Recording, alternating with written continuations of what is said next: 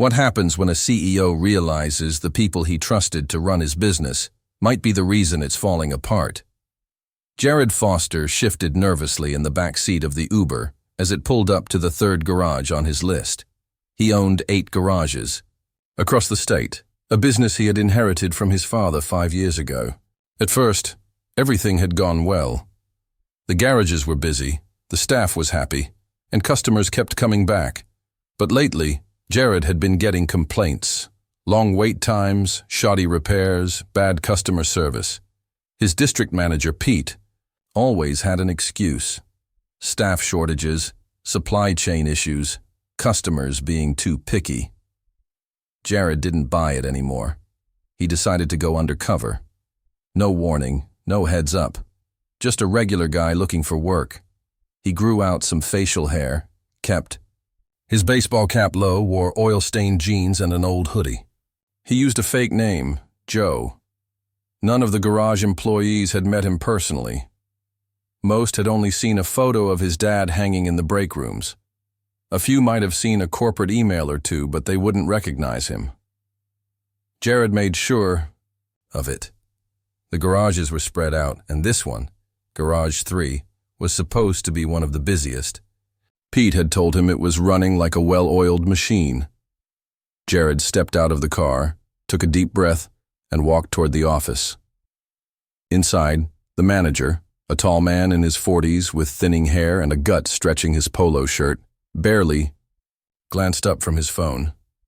"You the new guy?" he asked, voice bored. "Yeah, Joe," Jared replied. The manager waved a hand. "Grab a shirt from that box. Start shadowing one of the techs. Don't screw anything up." No welcome, no paperwork, no safety briefing. Jared grabbed a wrinkled work shirt and changed in the tiny, grimy bathroom.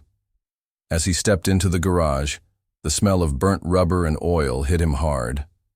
The place was packed, cars lined up in every bay, customers pacing in the waiting area.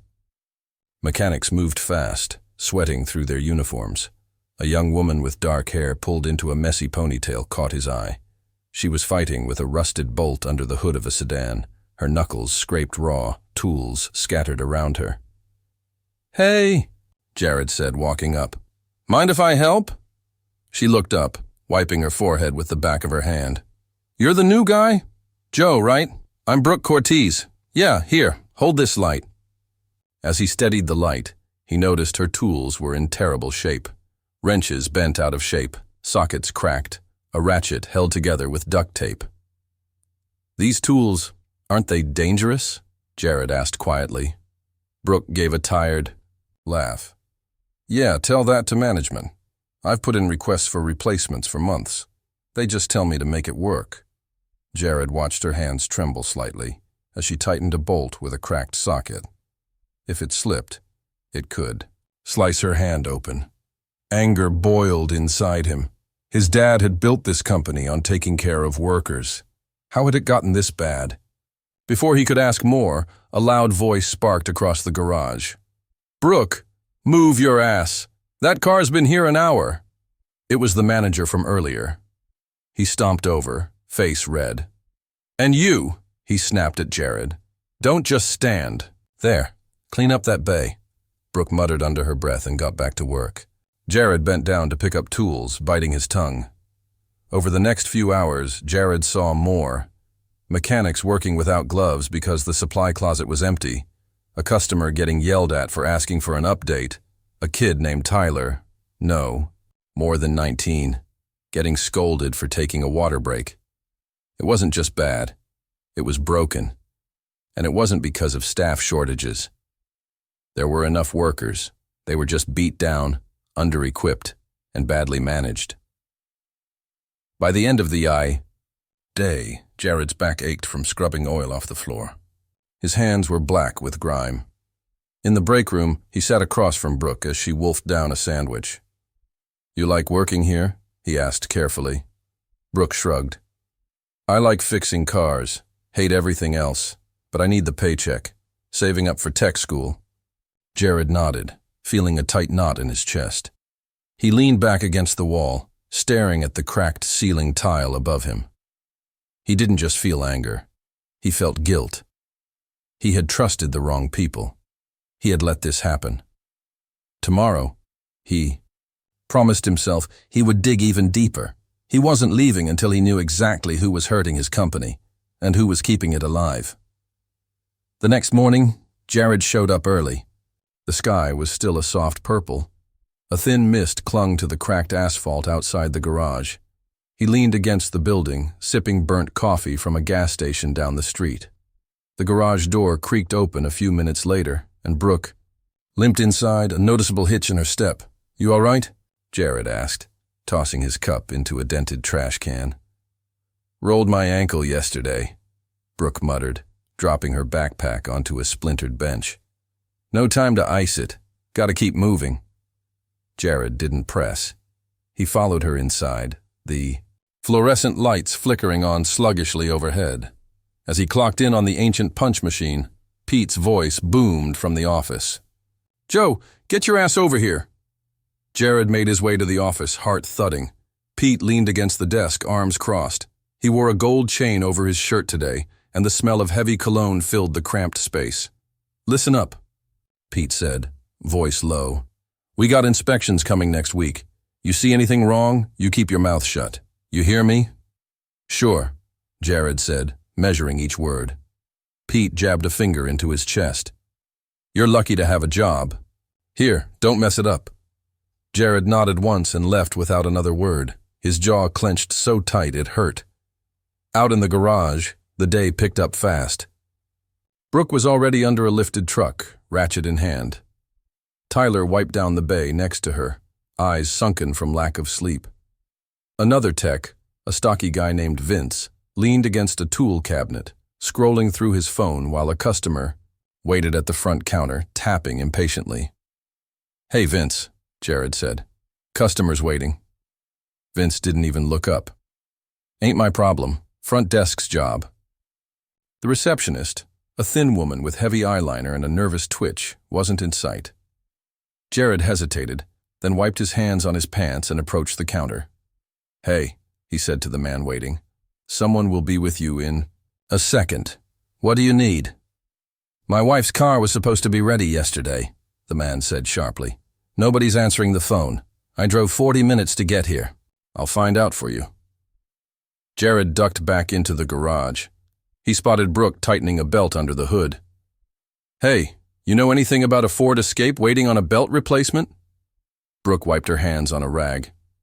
"Yeah, that's done. Vince was supposed to call the customer yesterday." Jared's stomach twisted. He marched back to Vince. "That Ford Escape's finished. Why didn't you call the customer?" Vince shrugged. "Wasn't my shift." Jared stared at him in disbelief, a knot growing in his chest.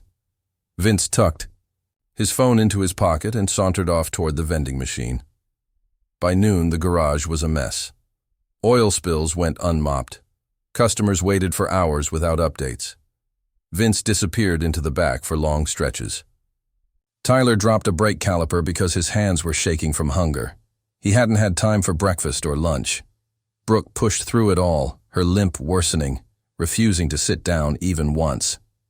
Jared caught her leaning against the wall, near the stockroom, breathing hard. "You need to take a break," he said. "I can't," Brooke rasped. "If I fall behind, they dock my hours." Jared's hands curled into fists at his sides. The final straw came mid-afternoon.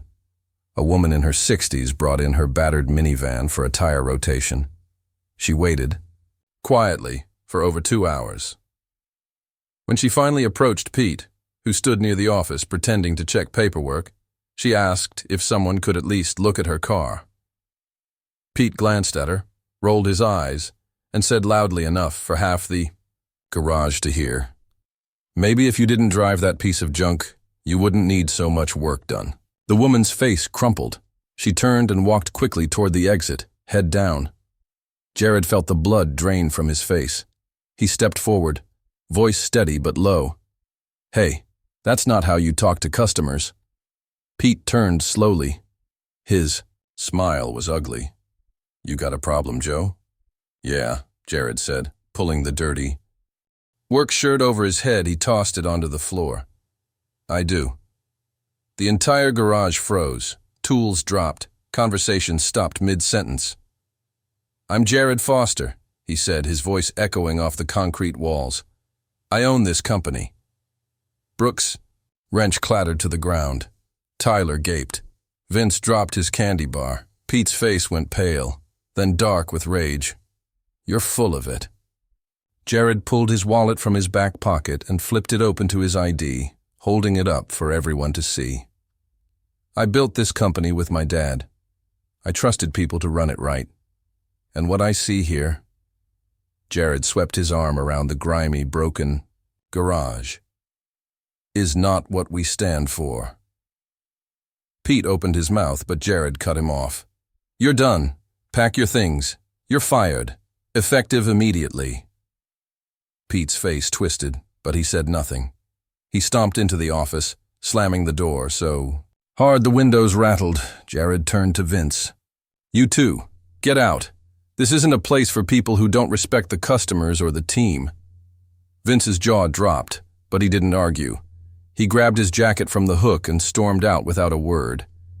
The garage felt hollow and still. Workers stared at Jared, wide-eyed and uncertain. "You all deserve better," Jared said, his tone softening. "And starting today, you're going to get it." He looked at Brooke. Her hands were trembling, not from fear, but from exhaustion. "You," he said, pointing to her, "are taking the rest of the day off, paid." Brooke's mouth opened slightly, but no words came out. "Tyler," Jared said, turning to the young man, "go grab some lunch. On the company. Take your time." Tyler's eyes filled with tears he quickly wiped away with the sleeve of his coverall. "I'm bringing in a temporary manager tomorrow," Jared said. "Someone I trust. Until then, we're closing early today. Everyone gets paid for a full shift." A murmur rose among the workers. Relief, disbelief, hope. Jared stepped outside into the fading sunlight, pulled out his phone, and dialed his assistant. "Call HR. We need a full review at every location. And find me a new regional manager." He looked back at the garage. Brooke was helping Tyler gather tools, both of them moving slowly but with a new sense of purpose. Jared knew this wasn't over. Fixing things would take time, work, and a lot of hard conversations. But for the first time in a long time, he felt like he was back where he belonged. The next morning, Jared arrived before sunrise, parking his battered rental truck across the street. The garage sat in silence, the neon sign flickering weakly against the heavy gray sky. A cold drizzle had started, painting the cracked pavement darker. Jared pulled his hood up and watched as a white sedan pulled into the lot. A woman stepped out, balancing a box against her hip. She wore pressed slacks, a dark blazer, and a no-nonsense expression. Her name was Angela Ruiz, a veteran operations manager Jared trusted implicitly from a previous turnaround project. She'd agreed to step in temporarily and rebuild the place from the ground up. As they approached the garage together, Jared kept his voice low. "First thing, we need to figure out who's really committed to being here." Angela nodded without looking at him. "I'll start with one-on-ones. No group meetings. People lie less when they're alone." Inside, the garage smelled of damp concrete and burnt oil. Brooke was already there, kneeling by a tire balancer, hands moving carefully despite the swelling around her ankle. Tyler stood near the lifts, stacking tires with slow, deliberate movements. Two other techs, Marcus and Dee, leaned against the far wall, whispering. Jared caught Marcus glancing up, eyes narrowing slightly. Brooke noticed them first and straightened, wiping her hands on a clean rag. "You're back," she said, voice rough from sleep. "I said things were going to change," Jared replied, stepping closer. "This is Angela. She's helping sort things out. We're starting fresh." Brooke studied Angela for a moment, gave a sharp nod, and returned to her work without a word. Angela set the box down on the office desk and pulled out a thick stack of forms, a battered laptop, and several clipboards. "One at a time," she said crisply. "Starting now. Marcus, you first." Marcus pushed off the wall slowly, tossing a glance. At D, he walked into the office, shoulders stiff. Jared stayed outside, his focus on the garage floor. He noticed immediately how much quieter everything was without Pete's shouting or Vince's loafing. Still, the tension was thick, like a wire pulled too tight. Brooke struggled to lift a heavy rim onto the balancing machine. Jared stepped forward without hesitation. "Let me help," he said. She hesitated, then moved aside. Together they hoisted the rim into place. Jared caught the way she winced as she shifted her weight. "You really should be off that ankle," he said lowly. "I'll live," Brooke muttered, setting the machine to spin. "Besides, you're short-staffed." Jared didn't argue. She was right. Firing Pete and Vince had left a hole, and the remaining techs were stretched thin. He made a mental note to ask Angela to start recruiting immediately. An hour passed with steady, grinding work. Angela rotated through the techs, calling each one into the office individually. When Tyler emerged, his face was pale but set with determination. Angela approached Jared, tugging her blazer sleeve back into place. "Marcus is lazy and rude. Dee's even worse. They admitted to cutting corners because no one cared. Tyler's solid but green. Brooke's your backbone." Jared nodded slowly, processing. "They stay, the others go." Without hesitation, Angela said. Jared walked over to Marcus and Dee, who were half-heartedly sorting parts near the back. "I need a word," he said, voice even. Marcus straightened, trying for bravado. "What now?" "You're both done here," Jared said. "Grab your things. Leave immediately." Dee laughed, a harsh, bitter sound. "Figures. New boss, same crap." "You're leaving because you disrespected this company's standards," Jared replied calmly. "Not because someone's out to get you. You made your choices." Neither argued further. They gathered their belongings with sullen faces and slunk out into the rain. Jared turned back to the remaining team. Only Brooke and Tyler remained on the floor, both visibly tense. "I know things have been rough," Jared said, raising his voice enough to carry clearly. "And I know trust has to be earned back. But you're not alone anymore. We're going to fix this, the right way." Brooke exchanged a glance with Tyler, then gave a short nod. Angela motioned Jared over to the office. "We need to close for a few days," she said quietly. "Deep cleaning, equipment repairs, safety inspections, and we need to restock essential supplies." Jared hesitated. Closing meant lost revenue, but keeping the garage open in its current state would be worse.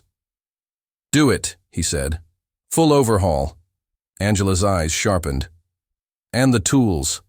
Every request they ever made, we fill it." Jared nodded. "No more duct-taped ratchets." Decision made, Jared stepped back out to the garage. "We're closing for 3 days," he announced. "Paid time off for both of you. When you come back, this place will look different." Brooke's shoulders sagged, the weight of months lifting slightly. Tyler blinked, stunned. "You're serious?" he asked, voice cracking. "Dead serious," Jared said. Angela handed each of them a packet. "Fill these out before you leave. Contact info, tool requests, safety concerns. Be honest." As Brooke and Tyler filled out the forms, Jared walked the floor. He made a list in his head. Cracked lifts, frayed hoses, broken floor jacks. It wasn't just management that had failed. The very bones of the place were crumbling. Angela joined him, her heels clicking softly on the concrete. "We'll need contractors for the big repairs," she said, "and a new service advisor, someone who can actually manage the front." "I'll get on it," Jared said. Outside, the rain had thickened into a steady sheet. Jared watched as Brooke and Tyler clocked out, their faces exhausted, but lighter somehow. The garage was finally empty. Jared grabbed a mop and started on the floor himself. Angela pulled a clipboard from her bag and began cataloging the tool inventory. Neither of them spoke much, but the silence wasn't uncomfortable. It was the sound of real work beginning. Not the frantic, desperate kind that had once filled the space, but the kind that rebuilds something from the ground up. As Jared scrubbed at a particularly stubborn oil stain, he thought about his father, about the early days when every customer was treated like family and every employee knew they were valued. Somewhere along the way, he had lost sight of that. Trusted the wrong people, looked at spreadsheets instead of faces. But he was here now, and he wasn't leaving until the place reflected the values it had been built on. Angela called out from across the room, saying she had found a stash of unopened filters shoved behind the compressor. Jared wiped his forehead with his sleeve and muttered, "Figures." Then he added, "Let's log everything. Nothing gets wasted." They worked late into the night, the rain drumming steadily against the roof. By the time Jared finally locked up, the garage still looked rough, but it was clean, and it was finally free of the rot that had poisoned it for too long. Tomorrow, supplies would arrive. Contractors would begin repairs. New hires would be interviewed. It wasn't fixed yet, not even close, but for the first time in a long while, it was moving in the right direction. 3 days later, the transformation was undeniable. The walls had been painted a crisp white, the floors scrubbed and sealed, and every tool station neatly organized with brand new equipment.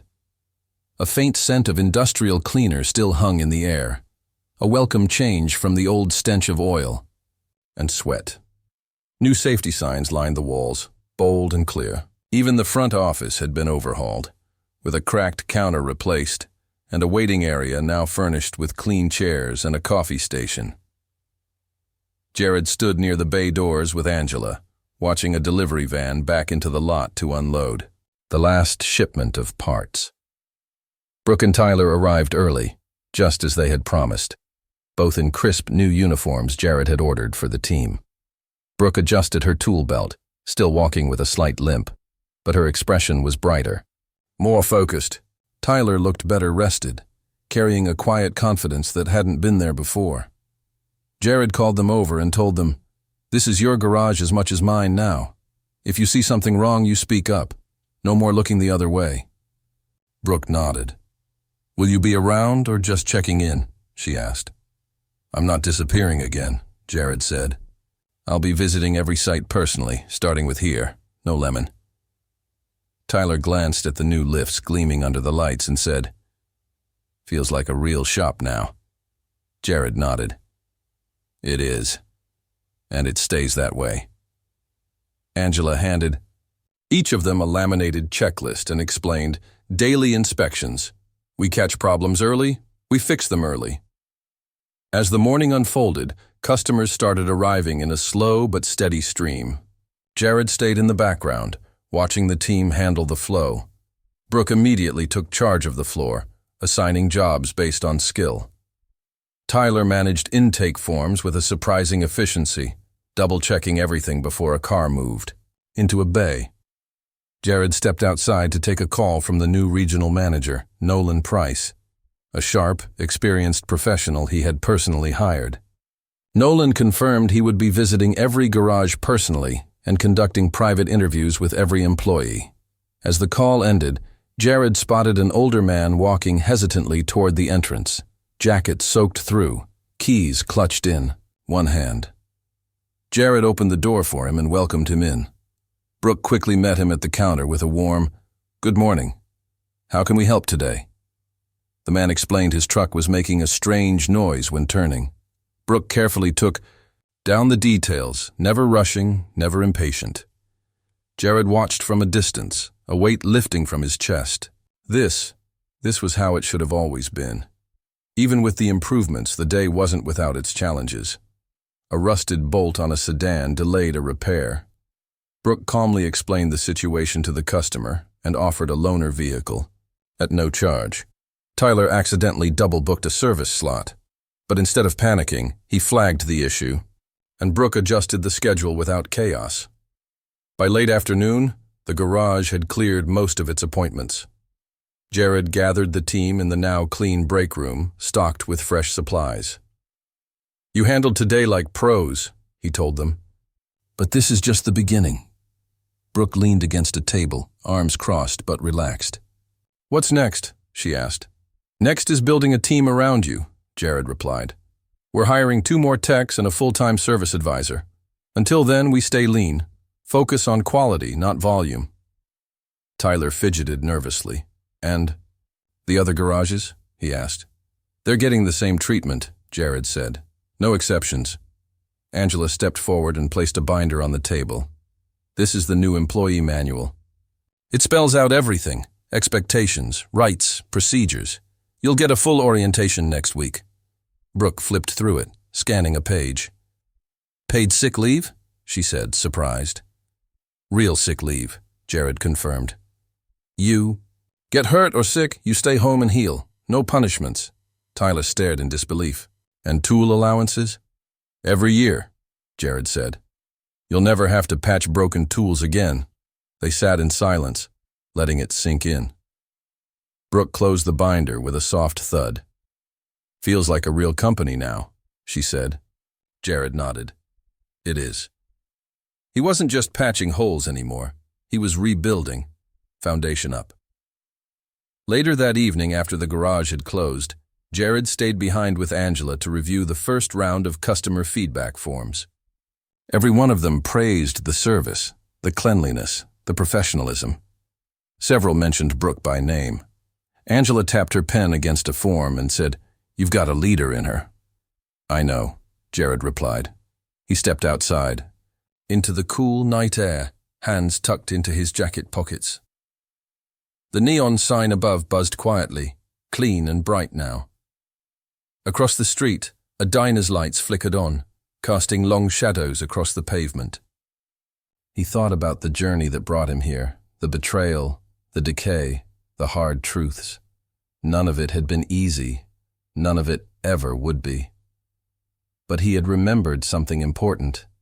A company isn't a logo or a balance sheet. It's people. It's trust.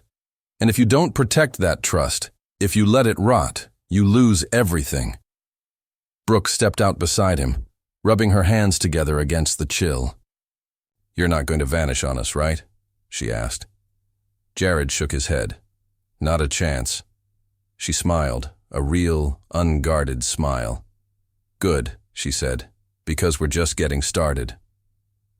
Jared looked back at the garage, its bright lights spilling onto the lot.